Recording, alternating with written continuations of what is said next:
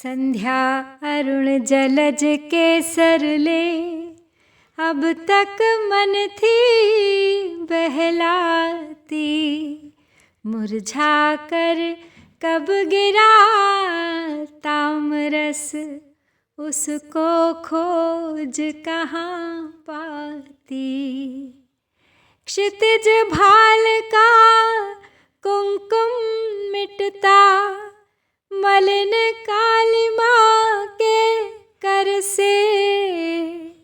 कोकिल की काकली वृथा ही, अब कलियों पर मंडराती। कोकिल की काकली वृथा ही, अब कलियों पर मंडराती। नमस्कार, भारतवाणी से मैं कविता स्वागत करती हूँ आप सबका।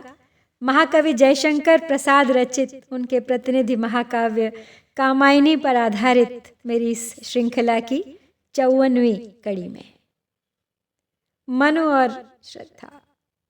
मनु और श्रद्धा जिनका नाम सदा साथ साथ लेने की आदत हो गई थी, लेकिन लगता है अब भूलनी होगी, क्योंकि अब एक नया नाम जुड़ गया है मनु के साथ, ईड़ा का नाम। अपने सारस्वत प्रदेश को बसाना था, ईड़ा को, अपने उजड़े हुए सारस्वत प्रदेश को। और मनु भी खोज रहे थे अपने लक्ष्यहीन निरर्थक जीवन के लिए एक नई दिशा, एक नया लक्ष्य देकर उसे सार्थक बनाना चाहते थे।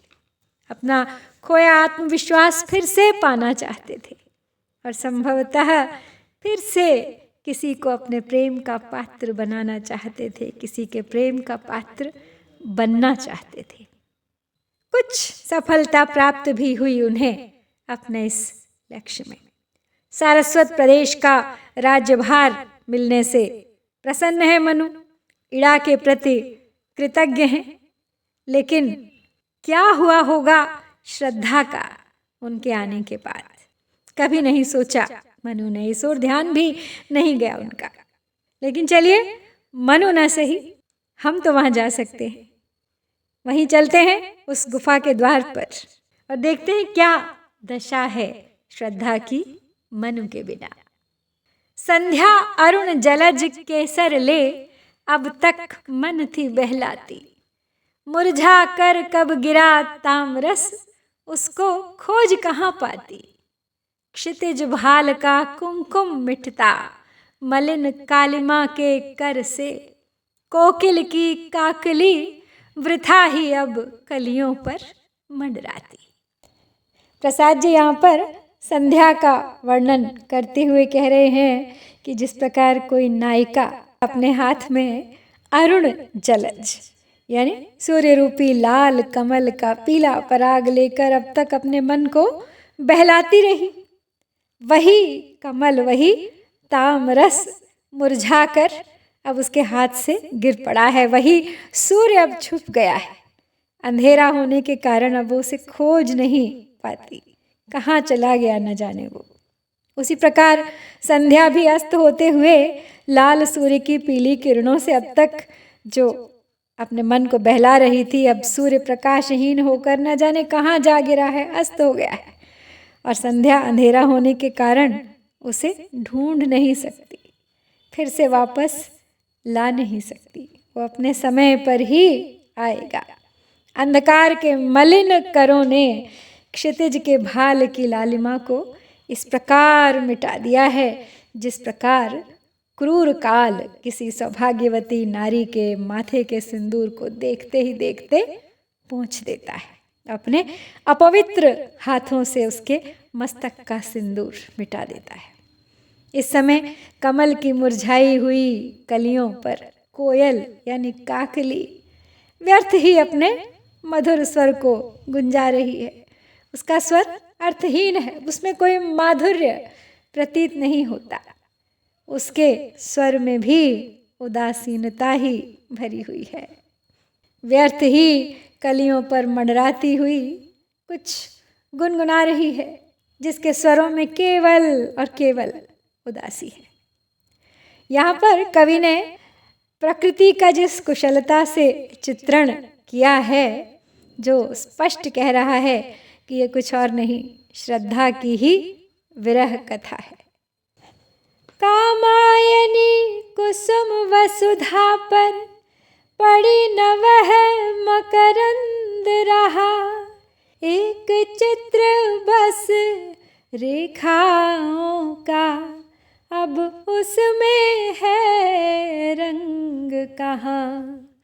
वह प्रभात का हीन कला शशि किरण कहाँ चांदनी रही। वह संध्या थी रवि शशि तारा, ये सब कोई नहीं जहाँ। कामायनी कुसुम वसुधा पर पड़ी न वह मकरंद रहा, एक चित्र बस रेखाओं का अब उसमें है रंग कहाँ। वह प्रभात का हीन कला शशि किरण कहाँ चांदनी रही। वह संध्या थी रवि शशि तारा, ये सब कोई नहीं जहाँ। विरह विधुरा श्रद्धा की दशा का वर्णन करते हुए कवि फिर कहते हैं कि श्रद्धा उस कुसुम के समान वसुधा पर पड़ी हुई है जिसमें पुष्प रस न रहा हो, जिसमें कोई मकरंद नहीं। अब एक ऐसे चित्र के समान थी श्रद्धा जिसमें अब केवल रेखाएं ही रेखाएं थी, कोई रंग नहीं थे। वह उस ज्योति विहीन प्रातःकालीन चंद्रमा के समान थी जिसमें न तो किरणें हैं और न ही चांदनी है।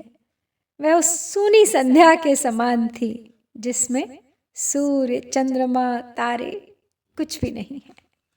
तो जब मनु श्रद्धा को छोड़कर चले गए तो श्रद्धा हिमालय की उस विस्तृत गुफा में अकेली ही अपने विरह के दिन अत्यंत उदास और दुखी रहकर काट रही थी। विरह दुख के कारण उनके शरीर की सारी कांति क्षीण हो गई थी। एक मकरंदहीन पुष्प की तरह, एक रंगहीन चित्र की तरह, एक ज्योतिहीन चंद्रमा की तरह, एक प्रकाशहीन संध्या की तरह और एक मुरझाए हुए कमल की तरह। एक ऐसी उदासी की बेचैनी का प्रतीक बनकर अपना जीवन बिता रही थी श्रद्धा, जिसे किसी भी हाल में कैसे भी चैन नहीं मिल रहा था।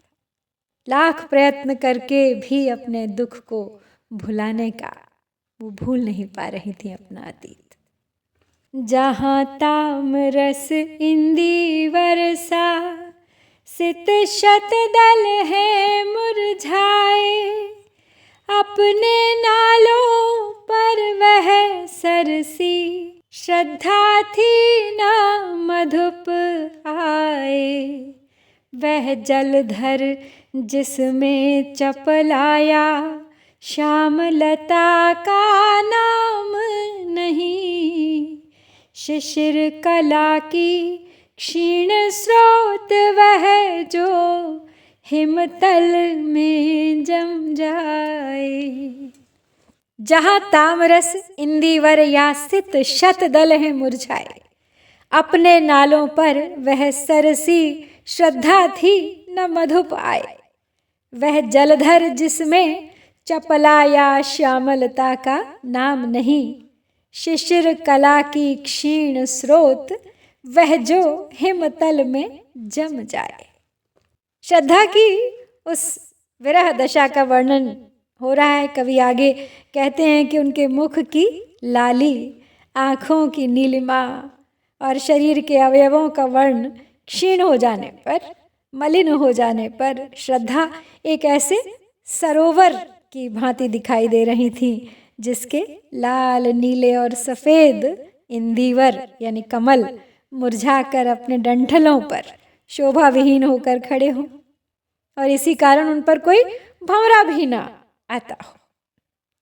श्रद्धा अपनी शोभा विहीनता के कारण उस बादल के समान बन गई थी जिसमें न तो बिजली की चमक थी और न श्यामलता की कांति। अपने शरीर से इतनी कृश, इतनी कमज़ोर हो गई थी श्रद्धा कि वो ऐसा लगता था मानो शिशिर काल में प्रवाहित होने वाले वो छोटे छोटे सोते, वो छोटी छोटी नदी की धाराएं जो जब बर्फीले प्रदेश से होकर गुजरती हैं और वहीं जम जाती हैं, फिर कोई प्रवाह नहीं रह जाता उनमें, कोई लक्ष्य नहीं उनका किस ओर बढ़ना है, उनके नियंत्रण में नहीं। वही दशा श्रद्धा की भी है। मनु के जाने के बाद श्रद्धा भी लक्ष्य विहीन सी हो गई है। एक मौन वेदना विजन की, झिल्ली की झनकार नहीं, जगती की अस्पष्ट उपेक्षा, एक कसक साकार रही। हरित कुंज की छाया भर थी, वसुधा आलिंगन करती, वह छोटी सी विरह नदी थी, जिसका है अब पार नहीं। एक मौन वेदना विजन की, झिल्ली की झनकार नहीं, जगती की अस्पष्ट उपेक्षा, एक कसक साकार रही। हरित कुंज की छाया भर थी, वसुधा आलिंगन करती, वह छोटी सी विरह नदी थी, जिसका है अब पार नहीं। कहते हैं कि श्रद्धा उस निर्जन प्रदेश की एक मौन वेदना के समान थी, जिसमें झींगुर का स्वर भी सुनाई नहीं देता। वह संसार की एक ऐसी उपेक्षा थी जिसमें उपेक्षित होने का कारण स्पष्ट नहीं था। वो स्वयं नहीं समझ पा रही थी कि उनके साथ जो हुआ वो क्यों हुआ, क्या कारण था, क्या दोष था उनका। एक साकार कसक बन गई थी श्रद्धा। वो एक ऐसे मुक्त कुंज के समान थी जिसमें कोई हरियाली नहीं, केवल हरियाली के अवशेष को लेकर ही पृथ्वी पर पड़ी हुई थी। विरह की उस नदी के समान थी वो, जो देखने में तो छोटी दिखाई देती थी, लेकिन जिसकी गहराई की थाह पा लेना असंभव था। नील गगन में उड़ती उड़ती विहग बालिका सी किरणें, स्वप्न लोक को चली थकी सी, नींद सेज पर जा गिरने, किंतु विरहिणी के जीवन में एक घड़ी विश्राम नहीं।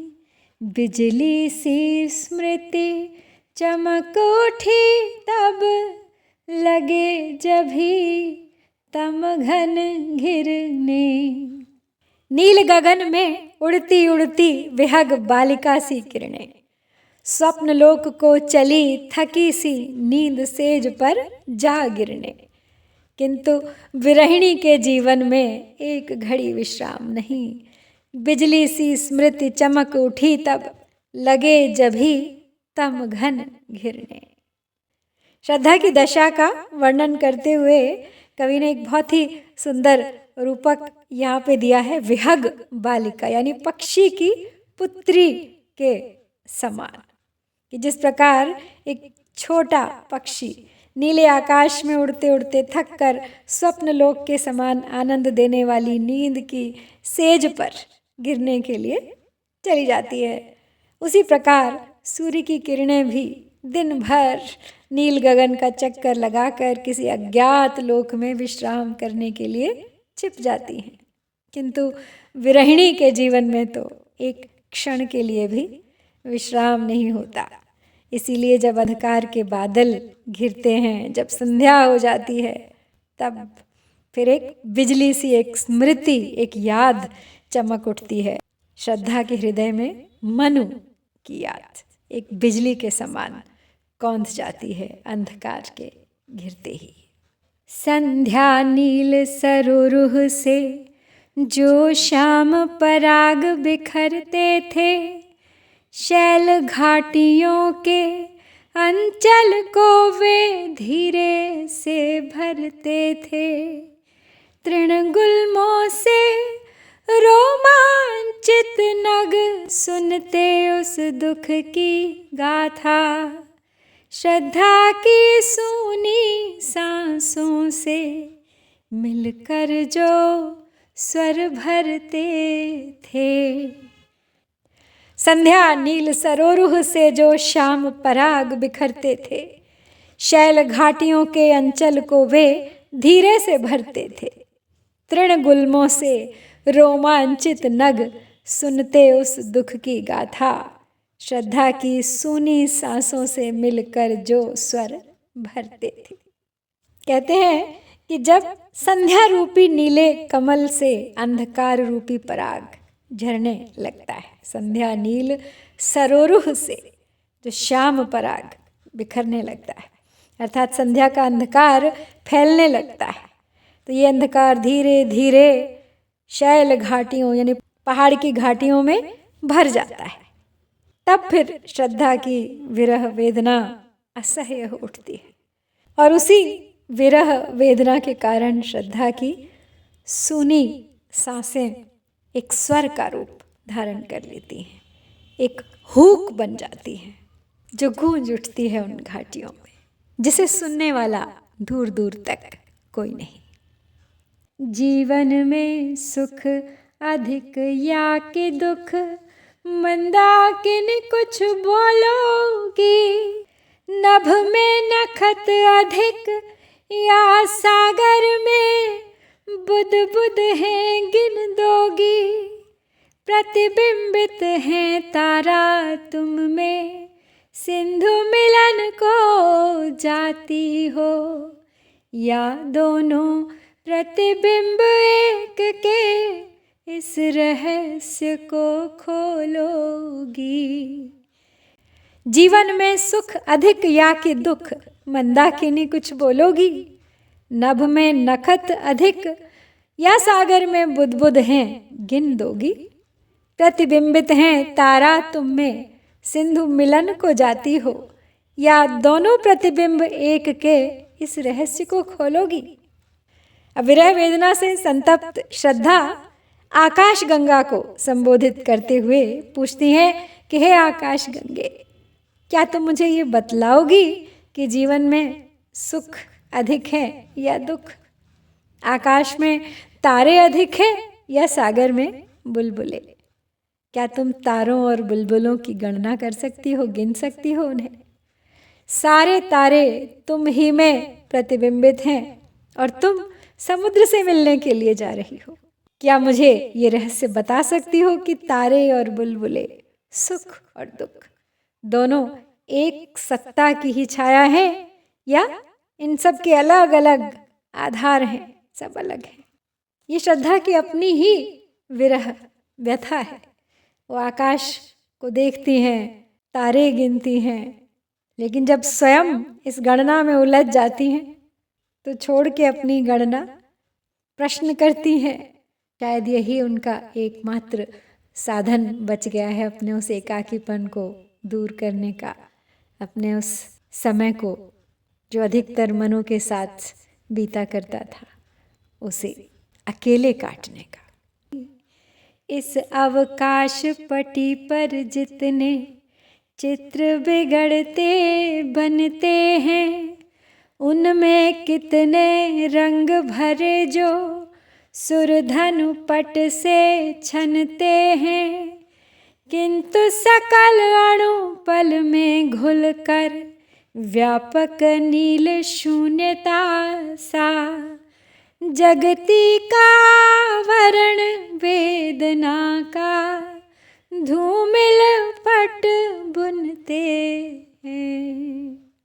इस अवकाश पटी पर जितने चित्र बिगड़ते बनते हैं, उनमें कितने रंग भरे जो सुरधनु पट से छनते हैं, किंतु सकल अणु पल में घुल कर व्यापक नील शून्यता सा जगती का आवरण वेदना का धूमिल पट बुनते हैं। इस अवकाश पटी अर्थात शून्य चित्र, फलक, अंतरिक्ष, एक प्रकार का पटल है वो, जिस पर चित्र बनते हैं, बिगड़ते हैं श्रद्धा की कल्पना के। उसी प्रकार शून्य अंतरिक्ष में नाना प्रकार के सुंदर पदार्थ बनते हैं, बिगड़ते जाते हैं। और इन चित्रों में जो सुंदर रंग भरे जाते हैं वो भी स्थायी नहीं होते। इंद्रधनुष रूपी वस्त्र से इसी प्रकार घूम जाते हैं जिस प्रकार इंद्रधनुष के रंग देखते देखते फीके पड़ जाते हैं। इन पदार्थों के मिटने से अणु सब ओर बिखर कर सर्वत्र फैले हुए नीले आकाश की नीलिमा में मिल जाते हैं और उसकी नीलिमा को विस्तृत सा बना देते हैं। चारों ओर केवल और केवल नीला आकाश, जो इस संसार के लिए, श्रद्धा के लिए वेदना का एक ऐसा धुंधला सा वस्त्र बुन देते हैं जो सारे संसार को ढक लेता है और केवल वेदना ही वेदना दिखाई देने लगती है संसार में। या यूँ कहें, क्योंकि वो वेदना श्रद्धा के हृदय के भीतर है, इसलिए हर प्राकृतिक वस्तु में वही वेदना प्रतिबिंबित हो जाती है। दग्ध श्वास से आहन निकले सजल कुहू में आज यहाँ, कितना स्नेह जलाकर जलता ऐसा है लघु दीप कहाँ, बुझ न जाए वह सांझ किरण सी, दीप शिखा इस कुटिया की, शलभ समीप नहीं तो अच्छा, सुखी अकेले जले यहाँ। दग्ध श्वास से आह न निकले सजल कुहू में आज यहाँ, कितना स्नेह जलाकर जलता है ऐसा लघु दीप कहाँ, बुझ न जाए वह सांझ किरण सी, दीप शिखा इस कुटिया की, शलभ समीप नहीं तो अच्छा, सुखी अकेले जले यहाँ। अब विरहिणी श्रद्धा कहती हैं कि मुझे डर लग रहा है कि कहीं ओस के रूप में आंसू बहाने वाली इस अमावस्या की रात्रि को देखकर मेरे हृदय से विरह के कारण गर्म सांसें न निकलने लगे, अर्थात मेरा विरह दुख प्रकट न हो जाए। छुपाए रखती हैं वो अपने भीतर उसे। यद्यपि मेरी तुलना उस छोटे से दीपक से भी नहीं की जा सकती जो अपना तेल जलाकर निरंतर दूसरों को प्रकाश देता रहता है, लेकिन फिर भी मेरी यह इच्छा है कि इस कुटिया में जलने वाला मेरा प्रेम दीप संध्याकालीन सूर्य की किरण की भांति बुझ न जाए। ये अच्छा ही है कि आज यहाँ मनुरूपी पतंगा नहीं है। मेरे प्राणों का यह दीप अकेले ही सुखपूर्वक यहाँ जलता रहे, बुझ न जाए। यद्यपि कहीं ना कहीं उनके भीतर ये भी इच्छा है कि काश मनु यहाँ होते, काश मनु आ जाए, लेकिन फिर भी वो उसके विपरीत कह रही हैं कि अच्छा है आज यहाँ मनु रूपी पतंगा नहीं है, और बस अब मैं केवल यही चाहती हूँ कि मेरे प्राणों का ये दीप अकेले ही सुखपूर्वक जलता रहे निरंतर। आज सुनूं केवल चुप होकर, कोकिल जो चाहे कह ले, पर न परागों की वैसी है चहल पहल जो थी पहले।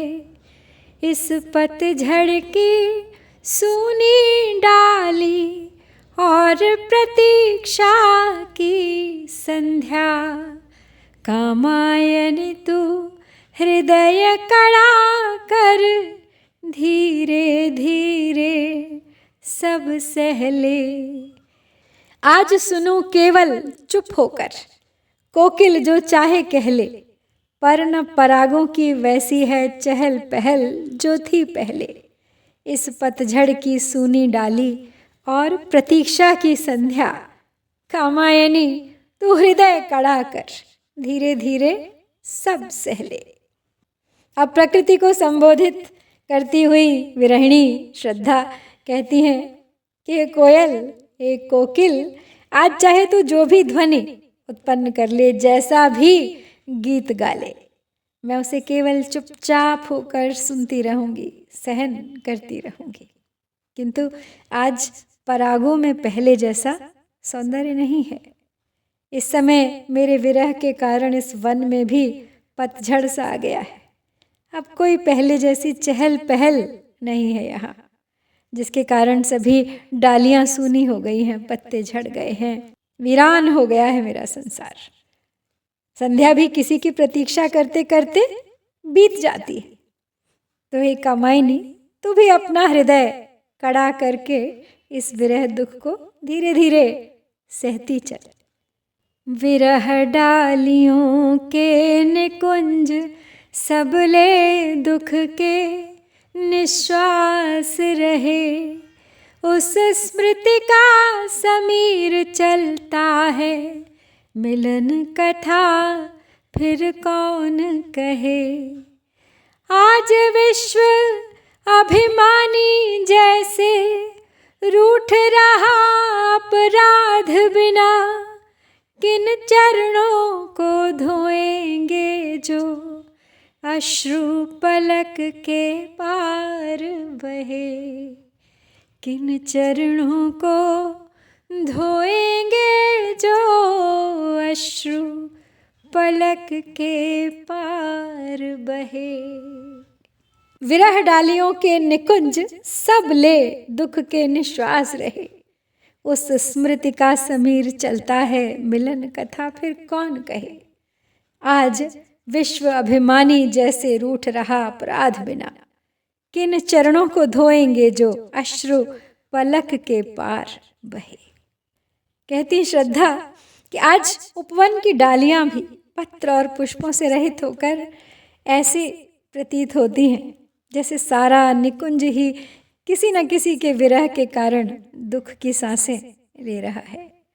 इस कुंज में चलने वाली हवा, समीर ऐसी प्रतीत होती है जैसे कि वो किसी की याद में भूली भूली सी चली आ रही है। कोई विरह कथा है लेकिन मिलन की आशा है, कौन कहे वो मिलन कथा।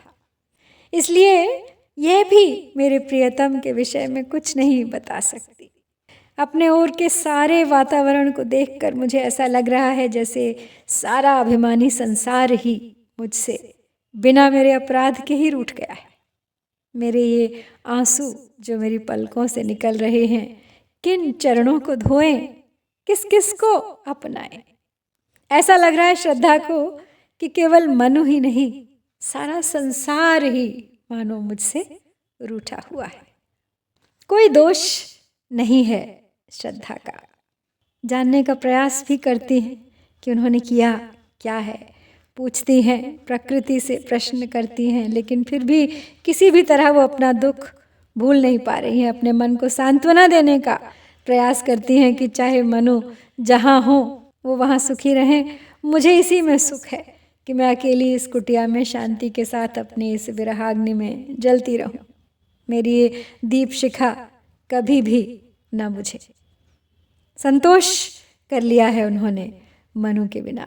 प्रकृति का सारा सौंदर्य उन्हें लगता है कि मानो उनके हृदय को पीड़ा, मात्र पीड़ा ही देना चाहता है, किंतु वो अपना हृदय कड़ा करके अपने असीम दुख को सहन करने का निरंतर प्रयास करती रहती हैं। पुरानी बातें, मधुर मिलन के विगत स्वप्न उनके विचारों में मंडराते तो हैं, लेकिन वो दृढ़ता से उस दुख को भी सहन कर रही है। तो श्रद्धा के इसी विरह के अध्याय को, इसी विरह की वेदना को अभी और सुनना है हमें, अभी और घूमना है उनके साथ, उनके अतीत की यादों में। प्रतीक्षा कीजिएगा, शीघ्र लौटूंगी अगली कड़ी के साथ। जय शंकर, जय भारत।